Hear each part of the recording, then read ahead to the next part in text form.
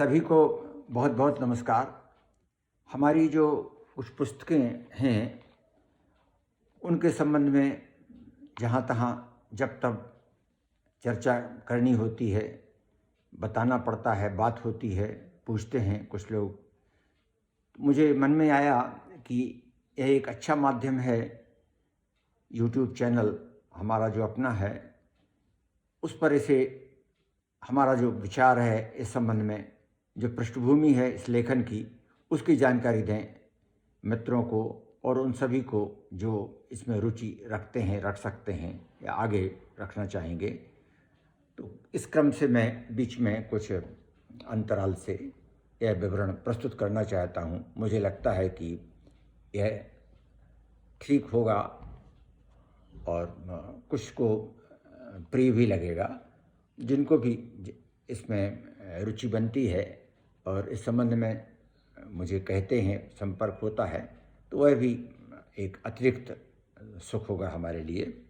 एक किताब जो इस समय हमारे सामने है, यह देवस्य काव्यम। वैदिक मंत्र हैं, उनके काव्यानुवाद का और कुछ अन्य वैदिक कविताओं का एक संग्रह है। यह वर्ष 2013 में यह प्रकाशित हुआ था और इसका प्रकाशन हुआ था अमेजन का जो सेल्फ पब्लिशिंग प्लेटफॉर्म है उससे हुआ था। इस तरह ये किताब कोलंबिया से 21 फरवरी 17 में छपी थी, 2017 में प्रकाशित हुई थी। और इसमें उस समय उनके पास जो सुविधा थी और जो व्यवस्था थी, उसमें कवर जो आवरण है इसका, यह आवरण तो अंग्रेजी में और परिचय भी अंग्रेजी में, और बीच में जो है ये हिंदी में है।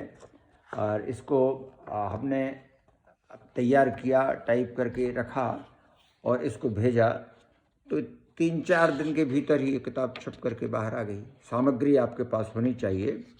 तो ये सामग्री जो थी इस तरह से, इसका देवस्य काव्यम नाम से ये प्रकाशित हुई। आवरण इसका अंग्रेजी में रहा, बाहर भीतर बाहर जो आवरण पृष्ठ पहला और अंतिम और सब हिंदी में है। इसको हमने यूनिकोड में टाइप किया था। सेटिंग में 2-3 दिन लगते हैं, आवरण में कुछ समय 1-2 दिन लगते हैं। 1 सप्ताह से भी कम समय में किताब छप करके बाहर आ गई। ये 2017 में छपी थी। इस किताब में एक तो हमने जो भूमिका दी है, उस भूमिका में ये किताब हमारी पश्य देवस्य काव्यम नाम से ये भूमिका इसमें दी है। और इसमें विशेषकर एक मैंने डॉक्टर रमेश चंद्र जी शाह के ऋषि परंपरा और भावी भारत शीर्षक से संबंधित उनके प्रकाशित एक विषय पर एक 4 लाइन पंक्तियाँ लिखी थी। इनको मैं पढ़ना चाहता हूँ। अनायास ही मुझे, यह कह रहे हैं डॉक्टर रमेश चंद्र जी शाह, अनायास ही मुझे इंग्लैंड की वरिष्ठ कवयित्री कैथरीन रैन की एक बात याद आ रही है, जो उन्होंने लंदन की टेमनॉस एकेडमी में वैदिक और वैदोत्तर काव्य पर दी गई मेरी व्याख्यान श्रृंखला के समापन पर अपना अध्यक्षीय भाषण देते हुए कही थी। उनका कहना था, भारत ही एक ऐसा देश है जहाँ धर्म की उत्पत्ति के मूल में ही काव्य है और जहाँ की संस्कृति और सभ्यता के आधारभूत मूल्यों की रचना ही कवि प्रतिभा के माध्यम से हुई। यह बात मैंने इस तरह से और किसी के मुँह से नहीं सुनी थी। कह रहे हैं शाह साहब, इसलिए सुखद विस्मय की अनुभूति होना स्वाभाविक था, किंतु देखा जाए तो यही एक सहज स्वाभाविक प्रतीति होनी चाहिए। हम भारतवासियों की, जिनके सारे मूल्य, आदर्श, सारे रोल मॉडल्स कवियों द्वारा ही गढ़े गए हैं, चाहे वह सत्यवादी हरिश्चंद्र या युधिष्ठिर हों, चाहे मर्यादा पुरुषोत्तम राम हों, चाहे कृष्णार्जुन सख्य हों, चाहे मृत्यु से साक्षात्कार का साहस प्रदर्शित करने वाली सावित्री या नचिकेता हों, सभी कवि ऋषि या कि ऋषि तुल्य मनुष्यों की ही तो कृतियाँ हैं। ये इसमें इस भूमिका के अंत में हमने लिखा, कविर मनीषी परिभू स्वयंभू की यथा स्थित इस विराट कृति का कोई एक अंश उसका प्रतिनिधित्व ना भी करे, तब भी अंततः वह है तो उसी का ही कृतित्व सदा से सदा के लिए।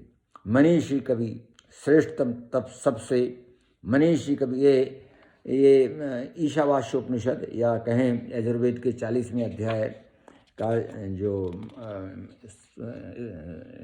सूक्त है उसका 8वां मंत्र है। मनीषी कवि श्रेष्ठतम सबसे, स्वयं ही उत्पन्न सब कुछ जो जहाँ जैसा बनाया है उसी ने सदा से सदा के लिए आगे। इसकी यह भूमिका हमने वर्ष 2013 में लिखी थी, इसलिए आरंभ में 13 का स्मरण आया। ये इसमें 4 पटल इस कविता कृति में हैं। पहला तो वैदिक कविता का है प्रथम पटल, द्वितीय पटल जीवन कविता का है, तृतीय पटल वेद कविता का है, चतुर्थ पटल देव कविता का है और पंचम पटल तर्पण कविता का है। ये जो वैदिक कविता है ये इनको ये कहें कि ये कविताएं वेद मंत्रों या वैदिक सूक्तों से प्रभावित होकर के आई हैं। जो वैदिक कविता है इसमें से एक अंश, ये पहली कविता जो है कस्मय देवाय हविषा विधेम, यह बड़ा महत्वपूर्ण सूक्त है ऋग्वेद का। ऋग्वेद के इस सूक्त से लिया कि हम किसकी उपासना करें हवि से, तो इसमें इस प्रेरणा से ये पहली कविता हमारी थी। वेद ही है कविता क्योंकि कविता है वेद, वेद ही है कविता क्योंकि कविता है वेद, अपरिमित अप्रमेय अक्षय कोश ज्ञान का प्रशांत और निर्वेद। साक्षात्कार के क्षणों में जब गृत्समत, विश्वामित्र या आंगिरस वशिष्ठ, अरिमा मित्र, अग्नि इंद्र अथवा अदिति का करते हैं आवाहन, वे उनके बाहर नहीं होते। देवता का ऋषि द्वारा सम्मोहन, देवता का ऋषि द्वारा सम्मोहन छांदस कविता का बंधन नहीं है केवल। वार्णिक, त्रिष्टुप, अनुष्टुप अथवा बृहति में देव काव्य का यह दृश्य विधान कभी क्षीण नहीं हो सकता, मरता नहीं है यह कभी। एक है वैदिक कविता का उदाहरण हुआ, ये जो वेद मंत्रों से प्रेरित होकर के लिखी। दूसरा पटल इसका जीवन कविता नाम से है। यह कविताएं ये स्वतंत्र कविताएं हैं, ये जीवन कविता के रूप में। इसमें एक कविता जैसे मैं पढ़ के कुछ अंश उसका सुना देता हूँ। आनंद कविता एक इसमें है। भूकंप हिमस्खलन अथवा भीषण बाढ़ या कि किसी महामारी से मरने वालों के लिए पढ़ते हुए शोक प्रस्ताव जैसी वीतरागता से जब हम किसी अपमान, प्रताड़ना या संताप में न ठहर कर एक कदम आगे से मुड़कर या कि अपने आप से अलग कर अपने आप को अन्य की तरह देखते हैं, तो वह हो सकता है एक कवि भाव अथवा किसी निर्माणाधीन कविता का प्रारूप। यह एक आनंद कविता का उदाहरण हुआ जो एक स्वतंत्र कविता है और इसी भावधारा में लिखी है। तो तीसरा जो पटल है इसका वेद कविता का है। तो वेद कविता का जो तीसरा पटल है इसमें हमने ये वैदिक जो सूक्त हैं उनका भावबोध लेते हुए एक कुछ लिखा है और इसमें से भी एक अंश सुना देता हूँ। एक क्रिया कविता। कुछ कुछ काम करते हुए कभी कभी और अक्सर भी हम भुला भी सकते हैं उसका परिणाम। कुछ कुछ काम करते हुए कभी कभी और अक्सर भी हम भुला भी सकते हैं उसका परिणाम, और हमें याद ही नहीं रहता जैसे कि हम कुछ कर भी रहे हैं, और यह भी कि हम कुछ कर ही सकते हैं सच में। जैसे कि जो कुछ होता हुआ दिखता है या कि उसे कोई दूसरा ही कर रहा होता है, फिर भी उसके रस से नहीं होते हम बेखबर कैसे भी, और उसका समय हमसे कैसे भी नहीं रहता अलहदा। कविता भी होती है शायद ऐसी क्रिया जो हमारे कहने से नहीं आती हमारे पास। कविता भी होती है शायद ऐसी क्रिया जो हमारे कहने से नहीं आती हमारे पास, और बहुत करीब से गुजर कर भी जैसे बनी रहती है बेपहचान अपनी शख्सियत से, जिससे हम आकर्षित हों, खिंचे चले जाएं बार बार उसके पास, जैसे कोई हमारे अंदर रहकर हमसे कराता है नाना कार्य, हमें देता है इस प्रकार के आदेश कि उन्हें पढ़ सकते हैं हम ही केवल।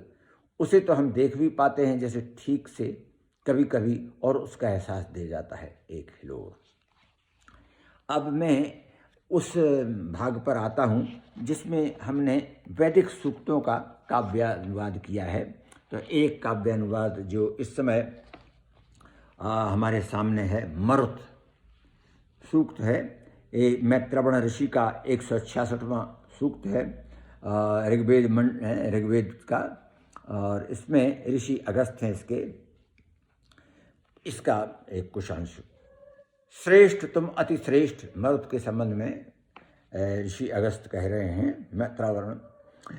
श्रेष्ठ तुम अति श्रेष्ठ, जीवन पराक्रम युत मरुत, बलिष्ठों की जैसे पताका हो।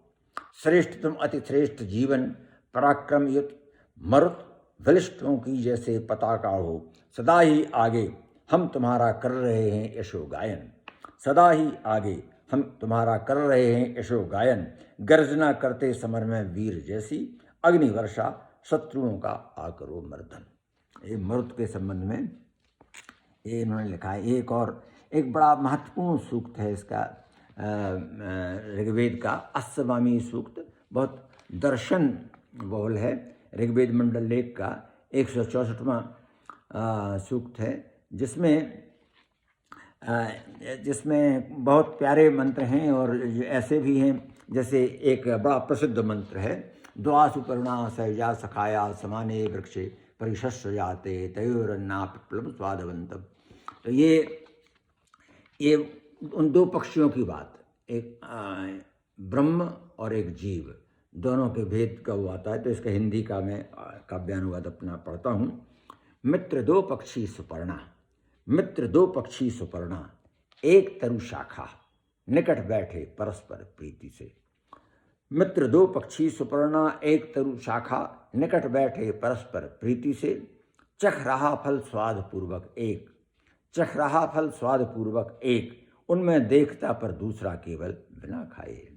तयोरन्या पिप्लव स्वादवंता, और जो दूसरा है अन्या चाक शीति, वो केवल देख रहा है। और इसका जो अंतिम भाग है इसका तर्पण कविता है। इस तर्पण कविता में हमने अपने पितरों को, जिनमें हमारे पिता हैं, पितामह हैं, नाना हैं, हमारे काका हैं और माता जी हैं, इन सबको तर्पण के भाव से कविताएं लिखी। इसमें एक अंश और सुनाता हूँ। ये अपनी माता जी के संबंध में जो मैंने कहा, इसका एक अंश और सुना रहा हूँ। माँ का जो हमारा इसका माँ पर कविता है। याद करने से क्या कभी लौट सकता है वह पल, याद करने से क्या कभी लौट सकता है वह पल, जिसे संभाल ना सका कोई कल। याद करने से क्या कभी लौट सकता है वह पल, जिसे संभाल ना सका कोई कल। अविकल आराधना सदी आधी, अविकल आराधना सदी आधी, और संबल केवल हो उसास भरता एक विश्वास, और संबल केवल हो उसास भरता एक विश्वास। निकट ही करायता उच्छ्वास, भूमिशाही चिद विलास, कला कौतूहल विस्मित काल भी। विस्मित काल में अपूर्ण ही रहनी है यह कविता, इस तरह है। अंतिम इसका पद है इस कविता का, और समझ लें इस कृति का भी। अपूर्ण ही रहनी है यह कविता इस तरह, लौटा कब पाया कोई तर्पण का जल किसी बिछड़े पूर्वज को। अपूर्ण ही रहनी है यह कविता इस तरह। लौटा कब पाया कोई तर्पण का जल किसी बिछड़े पूर्वज को। मैं भी अब कहाँ पढ़ सकता हूँ वह अमृत संदेश। मैं भी अब कहाँ पढ़ सकता हूँ वह अमृत संदेश, कटोरे में बार बार जिसे तुमने भरा। कठिन वक्त में साथ चलता, धूप शीत ठिठुरन में आवरण एक, कवच तुम्हारा प्रेम का, श्रद्धा सना एक अधूरी कविता जैसा। धन्यवाद, बहुत बहुत धन्यवाद।